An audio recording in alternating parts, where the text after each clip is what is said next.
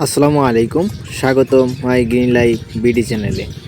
আজকের ভিডিওতে আমি আপনাদেরকে দেখাচ্ছি যে আমার সেই কেনা 3টা ছাগলের দুপুরে কিছু দানাদার খাবারের ব্যবস্থা করা।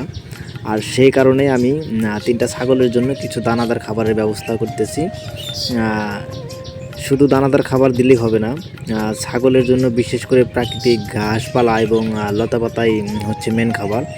আমি শুধু দানাদার খাবারটা শুধু দুপুরেই দিয়ে থাকি। তাছাড়া আমি সকাল এবং বিকেলে লতাপাতা বেশি খাওয়াই ছাগলকে, কেননা প্রাকৃতিক খাবার বেশি খেলে ছাগল সুস্থ এবং সতেজ থাকে।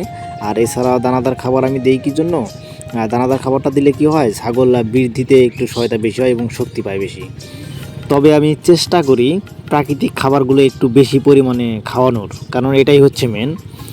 আর আপনারা যারা নতুন ছাগল পালন করতে চান, আপনাদের জন্য একটা কথা, সেটা হচ্ছে ছাগল কেনার আগে আপনার আগে ঘাসের ব্যবস্থা করবেন, কারণ এটাই হচ্ছে মেন।